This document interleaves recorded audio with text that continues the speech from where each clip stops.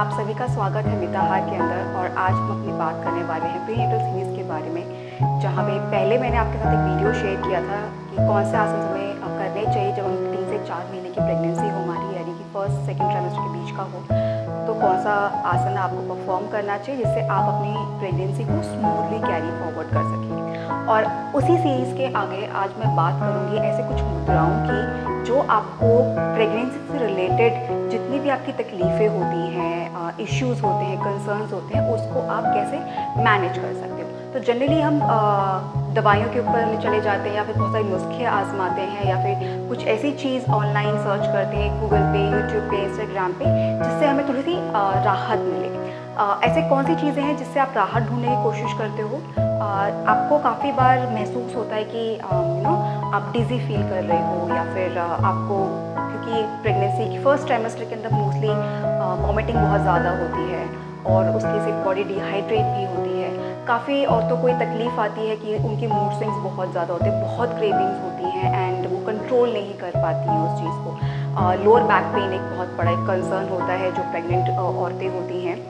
वो उनकी पूरी प्रेगनेंसी के दौरान फर्स्ट टू 9 मंथ्स आपके तीनों ट्राइमेस्टर्स के अंदर ये लोअर बैक पेन एक बहुत बड़ा प्रॉब्लम रहता है। उसके साथ ये भी देखा जाता है कई औरतों के अंदर कि आपके पैर सूज जाते हैं, है ना। वेरिकोज वेन्स की शिकायत होने लगती है, हमेशा पैरों में आपको हल्का सा दर्द महसूस होता है, या फिर आप कह सकते हो कि हड़कन महसूस होती है आपको पैरों के अंदर, कुछ खाने का मन नहीं करता, या तो आपकी एपेटाइट ही लूज़ हो जाती है, कॉन्स्टिपेशन आपको बहुत ज़्यादा रहता है, या फिर इरिटेबल बाउल सिंड्रोम से आप सफ़र करते हैं। तो ऐसी बहुत सारी तकलीफ़ें हैं, मैंने आपको सिर्फ कुछ ही गिनवाई हैं। तो ऐसी बहुत सारी अन्य तकलीफ़ें हैं जो कि एक प्रेग्नेंट औरत डे टू डे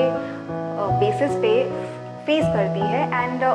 उसको समझ ही नहीं आता है कि मुझे टैकल कैसे करना है। और इसलिए हर चीज़ के लिए आप अपने गायनी के पास जाते हो, उनसे दवाइयाँ लेते हो and then you carry forward with it. But अगर आप ये कुछ सिर्फ 4 जो मुद्राएं मैं आपको बता रही हूँ, उन 4 मुद्राओं को आप अपनी डेली लाइफ के अंदर इंक्लूड करोगे आपकी पूरी प्रेगनेंसी जर्नी के दौरान, तो आपको इस चीज़ से राहत काफ़ी ज़्यादा मिलेगी एंड आप फिर बाद में मुझे थैंक यू भी बोल सकते हो। तो आइए चलते हैं, देखते हैं ऐसे कौन सी 4 मुद्राएं हैं जिससे आपको इन पर्टिकुलर जो भी आपकी तकलीफ़ें हैं उनमें आपको निजात मिलेगी। अब ये मुद्राओं को मैंने 4 भाग में इसलिए डिवाइड किया है कि आपको किस कंडीशन के लिए, किस प्रॉब्लम के लिए कौन सी मुद्रा अपनानी है। एंड वंस वो आपकी कंडीशन ठीक हो जाती है, आपको दिक्कत नहीं आती है, आप उस मुद्रा का यूज़ बंद कर देंगे या उसको प्रैक्टिस करना बंद कर देंगे। इसके साथ मैं आपको ये भी बताऊंगी कि आपको पर्टिकुलर मुद्रा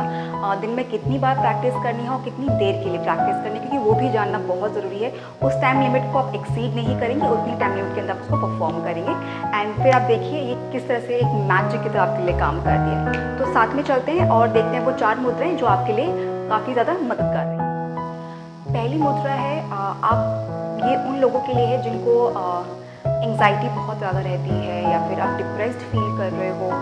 ठीक से सो नहीं पा रहे हो, तकलीफ़ हो रही रात को सोने में, या तो बहुत ज़्यादा नींद आ रही है या फिर नींद बिल्कुल ही नहीं आ रही है, या फिर अगर आ रही है तो बहुत कच्ची पक्की आ रही है, आपकी नींद बहुत ज़्यादा टूटती है। तो जिन लोगों को नींद की बहुत दिक्कत है, या फिर आप कॉन्सेंट्रेट नहीं कर पा रहे हो, आपको एंग्जाइटी ज़्यादा हो रही है, बहुत चिंता हो रही है कि कैसे पूरा 9 महीने कटेंगे, या फिर किस तरह से आप चीज़ें मैनेज कर पाओगे, कॉन्सेंट्रेट आप नहीं कर पा रहे हो, बहुत ज़्यादा नर्वस हो, तो उन सभी के लिए सबसे अच्छी मुद्रा है ज्ञान मुद्रा, जिसको हम प्रैक्टिस करने के लिए आप अपनी इंडेक्स फिंगर की टिप अपने थंब के फिंगर टिप के साथ इस तरह से आप जोड़ोगे और उसको प्रेस करोगे। बाकी की 3 उंगलियां आपकी सीधी रहेंगी और ये आपको दोनों हाथों से करना है। इसे कहते हैं ज्ञान मुद्रा। अब इसको प्रैक्टिस करने के लिए या तो आप चेयर में बैठ सकते हैं, आप अपने बेड पे बैठे हों, या फिर आप अगर योग प्रैक्टिस कर रहे हैं अपनी प्रेगनेंसी के दौरान, प्रीनेटल योग अगर आप कर रहे हैं, तो अपनी मैट पे बैठकर भी आखिरी के जो 5 मिनट है, 5-10 मिनट है, उस टाइम पे आप ये ज्ञान मुद्रा प्रैक्टिस कर सकते हैं। सबसे आसान तरीका है, इसको आपने बस खाली अपनी इंडेक्स फिंगर को थंब से इस तरह से प्रेस करना है, दोनों नीज के ऊपर रखना है या थाइस के ऊपर रखना है, और 5 मिनट के लिए आंखें बंद करके सिर्फ आपको अपनी सांसों की रफ्तार को समझना है, उसको सुनना है, महसूस करना है कि आप जब सांस ले रहे हैं, आप किस तरह से सांस ले रहे हैं, किस तरह से आप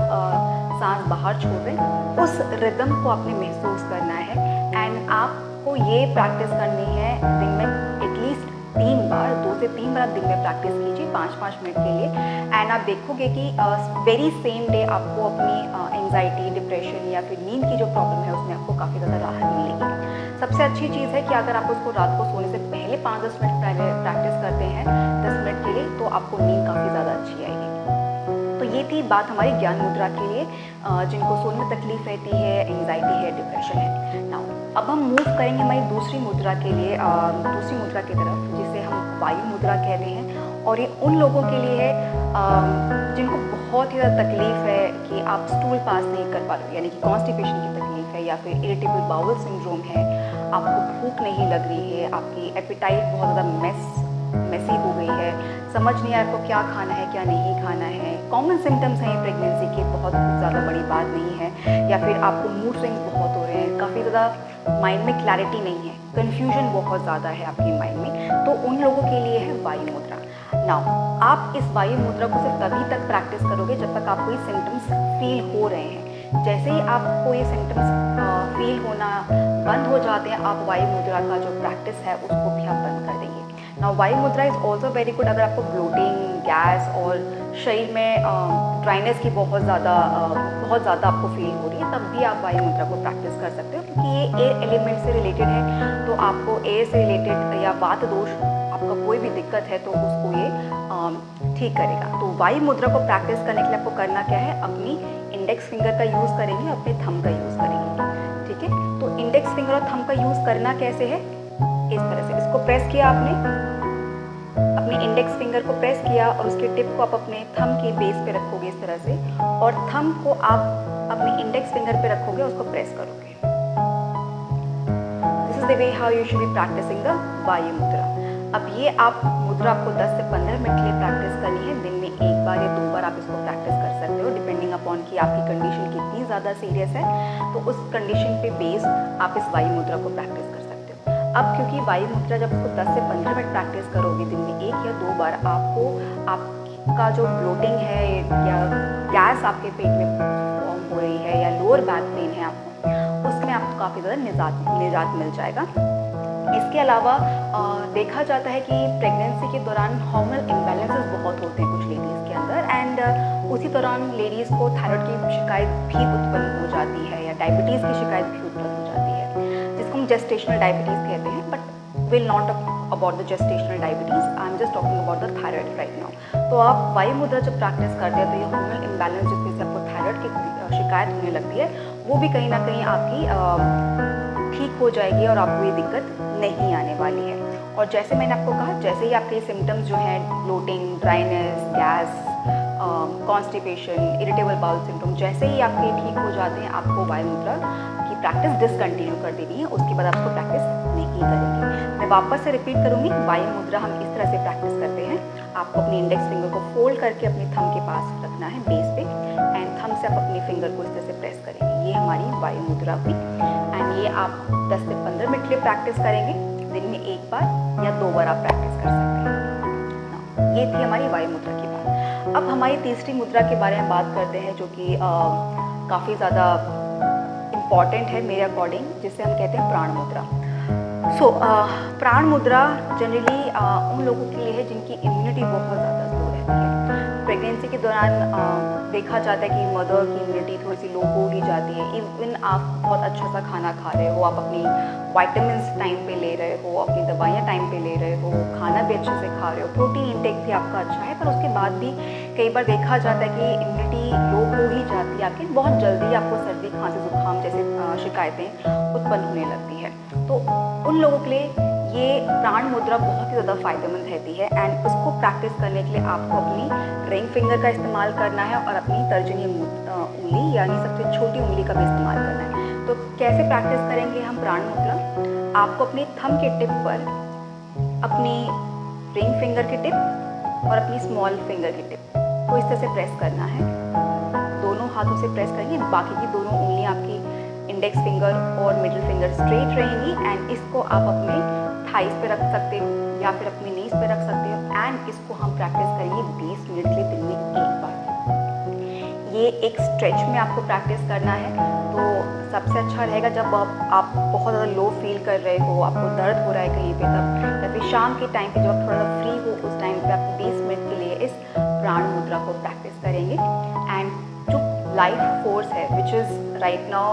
very important for you and for your baby, उसको आप अपने अंदर लेकर आइए एंड आपकी जो भी प्रॉब्लम्स है रिलेटेड टू योर इम्यूनिटी वो आपकी ठीक हो जाएंगी। नाउ ये प्राण मुद्रा लो इम्यूनिटी में तो काम करती ही है। जैसा मैं कह रही थी, प्राण मुद्रा आपकी लो इम्यूनिटी में तो काम करती ही है, लेकिन इसके साथ साथ अगर आपको वेरिकोज वेन्स की शिकायत हो रही है ड्यूरिंग प्रेगनेंसी, या फिर आपको फील हो रहा है कि आपके पैर में सूजन बहुत ज़्यादा आ रही है, दर्द बहुत हो रहा है, हड़कल बहुत हो रही है एंड आप उसको मेंटेन नहीं कर पा रहे हो, कितनी मालिश कर रहे हो वो जा नहीं रहा है, तब आप प्राण मुद्रा प्रैक्टिस कर सकते हैं। एंड 20 दिन में एक बार प्रैक्टिस कीजिए फॉर 20 मिनट्स एंड आप देखेंगे कि आपके पैरों की जो दर्द की तकलीफ़ है वो भी काफ़ी हद तक सॉल्व हो जाती है एंड आपको दोबारा पैर में सूजन जैसी तकलीफ है, वेरिकोज वेन्स जैसी तकलीफ नहीं होगी। लेकिन मैं ये कहना चाहूँगी कि प्राण मुद्रा अगर आप कर सकते हैं तो पूरे 9 महीने इसको प्रैक्टिस कीजिए, क्योंकि कभी ना कभी ये दिक्कत आपको आती ही रहती है। तो आप इसको कंटिन्यूसली प्रैक्टिस कीजिए प्राण मुद्रा को, ताकि by the time you are delivering your baby आपको ये दिक्कतें होगी ना एंड आप बिल्कुल स्वस्थ रहें, आपको कोई दिक्कत ना है। एंड अगर आपको लगता है कि पोस्ट प्रेगनेंसी भी आपको ये तकलीफ़ हुई है कि आपको पैर में सूजन आ रही है, वेरिकोज वेन्स हो रहे हैं, क्योंकि शरीर बहुत कमज़ोर हो जाता है पोस्ट प्रेगनेंसी भी, तब भी आप इस प्राण मुद्रा की प्रैक्टिस को कंटिन्यू कर सकते हैं। ज़रूरी नहीं है कि प्रेगनेंसी तक ही आपको उसको प्रैक्टिस करें, लेकिन practice it post pregnancy as well. Now तो अब हम जाएंगे हमारे आखिरी मुद्रा की तरफ, जिसको हम कहते हैं वरुण मुद्रा। और वरुण मुद्रा सिर्फ उन्हीं लोगों को प्रैक्टिस करनी है जिन औरतों को या तो अनीमिया की शिकायत है, यानी कि खून की कमी की शिकायत है, या फिर आप अगर आपके डॉक्टर के पास जाते हैं और आपको लगता है कि एमनियोटिक फ्लूइड की कमी आपके शरीर के अंदर है, तो आप वरुण मुद्रा को प्रैक्टिस कर सकते हैं, because this is related to your water element. तो ये मुद्रा उन्हीं औरतों के लिए काफ़ी ज़्यादा अच्छी है जिनको अनीमिया है या फिर एमनियोटिक फ्लूइड की प्रॉब्लम होती है, या लोअर बैक पेन बहुत ज़्यादा रहता है, या वॉमिटिंग बहुत ज़्यादा हो रही है, उसकी से डिहाइड्रेशन हो गया। तो पानी की कमी से जितनी भी दिक्कतें रिलेटेड होती हैं वो वरुण मुद्रा सॉल्व करती है। तो वरुण मुद्रा को प्रैक्टिस करने के लिए आप अपनी तर्जनी उंगली का इस्तेमाल करेंगे। तर्जनी उंगली के टिप को आपने अपनी थंब के टिप पर प्रेस करना है इस तरह से। ये भूल जाइएगा, क्योंकि कई बार आपकी दोनों हाथ की उंगलियां एक साथ काम नहीं करती है तो थोड़ा सा फोल्ड होता है। So don't worry about. अगर आपको भी प्रैक्टिस करते टाइम ऐसा लग रहा है कि आपकी मिडिल रिंग फिंगर थोड़ा सा बेंड कर रही है, तो कोई बात नहीं, उसको एडजस्ट करिए, आप वो ठीक हो जाएगा। कोई हार्ड एंड फास्ट रूल नहीं है इसके अंदर, बस ध्यान रखिए कि टिप को प्रेस करना है आपको इस तरह से। इस टिप को प्रेस करेंगे एंड ये हम प्रैक्टिस करेंगे फॉर 15 to 20 मिनट्स दिन में एक बार। आराम से अपनी सांसों पर ध्यान दीजिए, अपने बेबी से बात कीजिए, उससे बताइए कि आप क्या महसूस कर रहे हैं, क्या फील कर रहे हैं, और जो भी बात आप उनके साथ शेयर करना चाहते हैं अपने बच्चे के साथ उस दौरान में आप उनके साथ शेयर कर सकते हैं। एंड 20 मिनट आप इस वरुण मुद्रा के अंदर भी बैठिए आराम से एंड ये आपकी प्रॉब्लम्स को सॉल्व करेगा। नाउ ये तो थी बातें कुछ उन 4 मुद्राओं के बारे में जो आप प्रीनेटल टाइम पे, यानी कि जब आपकी प्रेगनेंसी चल रही है उस टाइम पे आप इसको प्रैक्टिस कर सकते हैं। एंड ये इन जनरल भी आप पोस्ट प्रेगनेंसी भी इसको प्रैक्टिस कर सकते हैं, कोई दिक्कत नहीं है। ऐसा नहीं है कि ये 4 मुद्राएं ही सिर्फ काफ़ी हैं, बट ये ऐसी मुद्राएं हैं जो आपको बहुत प्रैक्टिस करने में काफ़ी ज़्यादा आसान है, याद रखना बहुत ज़्यादा आसान है, एंड इसके साथ साथ इसके फ़ायदे बहुत ज़्यादा हैं। तो ये इसलिए हम इसको काफ़ी लंबे टाइम तक इसको प्रैक्टिस कर सकते हैं। ये आज का जो प्रीनेटल सीरीज़ के अंदर जो दूसरा वीडियो था जहाँ पे मैंने ये आपकी मुद्राओं की बात शेयर की है, ये यहाँ पर मैं ख़त्म करती हूँ और इस सीरीज़ के अंदर वापस मैं एक और वीडियो लेकर आने वाली हूँ जहाँ पर मैं उन आसन्स की बात करूँगी जो आप अपने सेकेंड ट्राइमेस्टर के अंदर प्रैक्टिस कर सकते हो, जो कि रिलेटिवली सेफ है एंड आपको उसको बिना किसी सहायता के भी प्रैक्टिस किया जा सकता है। एंड डेफिनेटली हम लोग काफ़ी प्रॉप्स उसके अंदर इस्तेमाल करेंगे और जिनके पास वो प्रॉप्स नहीं होते हैं और आप all of a sudden beginner level पर आप प्रैक्टिस कर रहे हैं ड्यूरिंग योर प्रेगनेंसी, आपको किसी ने कहा है या फिर आपका मन कर रहा है प्रैक्टिस करने के लिए, तो भी आपके लिए उसको प्रैक्टिस करना बहुत ज़्यादा आसान हो जाएगा। तो यहाँ पे मैं वीडियो को ख़त्म करूँगी एंड मैं दोबारा मिलूँगी आपसे हमारी नेक्स्ट वीडियो के अंदर, जहाँ पे सेकेंड ट्राइमेस्टर की सीरीज़ के बारे में हम लोग बात करेंगे एंड उसके अंदर मैं सिर्फ आसन को ही इंक्लूड करूँगी एंड मुद्रा को हम बाद में छेड़ेंगे, उस पर बाद में करेंगे। तो अगर आपको ये वीडियो अच्छी लगी हो, लग रहा है कि ये बहुत ज़्यादा यूज़फुल है आपके लिए या आपके अपनी आस पास जो भी प्रेग्नेंट लेडीज़ हैं या फिर जो एक्सपेक्टिंग मदर्स हैं अभी फ़िलहाल आपकी फैमिली के अंदर या फिर रिलेटिव्स के अंदर, तो अगर ये आपको लगता है कि वो ये वीडियो उनके लिए ज़्यादा फ़ायदेमंद हो सकती है, तो प्लीज़ उनके साथ इस वीडियो को शेयर कीजिए एंड मुझे कमेंट में ये लिखकर ज़रूर बताइए कि आपको ये वीडियो कैसी लगी है और किस तरह की और वीडियोस आप मुझसे चाहते हैं इस प्रीनेटल सीरीज़ के अंदर, तो वो भी आप मुझे कमेंट सेक्शन में लिखकर बता सकते हैं। एंड बस इतना ही कहना चाहूँगी कि स्वस्थ रहिए, अच्छे से खाइए, अच्छे से पीजिए और अपनी डाइट का अच्छे से ध्यान रखिए ड्यूरिंग प्रेगनेंसी। प्रोटीन बहुत ज़रूरी है, अच्छे से प्रोटीन कंज्यूम कीजिए, फाइबर भी कंज्यूम कीजिए एंड खुश रहिए, मेडिटेट कीजिए जिससे आप और आपका बच्चा दोनों स्वस्थ हो। तो यहाँ पर मैं आपसे विदा लेना चाहूँगी। Thank you so much and take care, bye bye.